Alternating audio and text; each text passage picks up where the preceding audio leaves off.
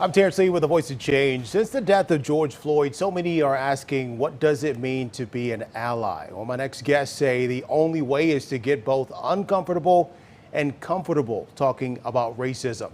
Sarah Blanchard and Masasha Suzuki Graham are the authors of Dear White Women, Let's Get Uncomfortable Talking About Racism.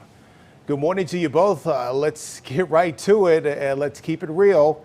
Explain the title of the book, because I'm sure a lot of people right now may be clutching their pearls or gasping. Explain the title, because it's also the name of your podcast as well. Yeah, first of all, thank you so much for having us here. We're really honored. And yes, I think that's the number one question that we've gotten about our book. Why is it called Dear White Women?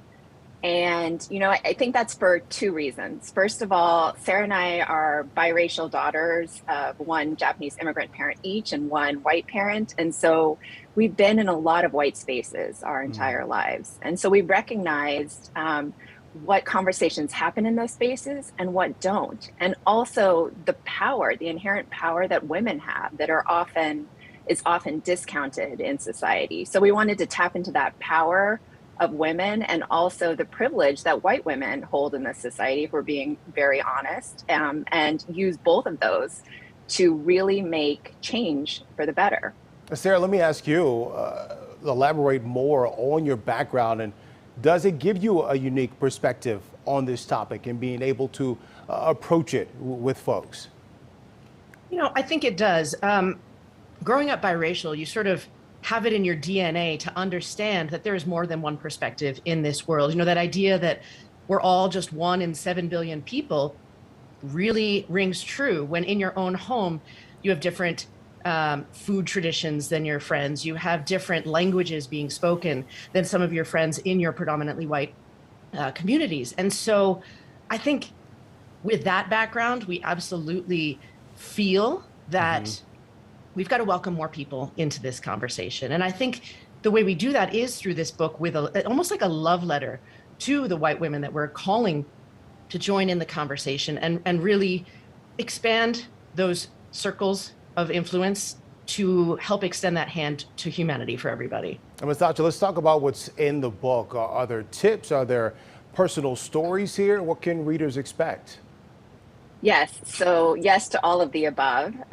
Each section, we've broken the book up into 3 big sections, and each section is broken up into 3 smaller sections with mini chapters. And each chapter follows the theme of listen, learn, and act. So listen is where we really share a personal story, right? Be it one of ours, or a lot of times it's someone that we're close to or someone we've talked to on the podcast. Then learn is where we share the history that we often didn't learn in schools and still sometimes aren't being taught to this day. And then we take all of those and translate it into ACT, which is really designed to be practical tips that you can start implementing. They don't have to be big. They can be really small in your own spheres of influence, of which we have so many throughout the day.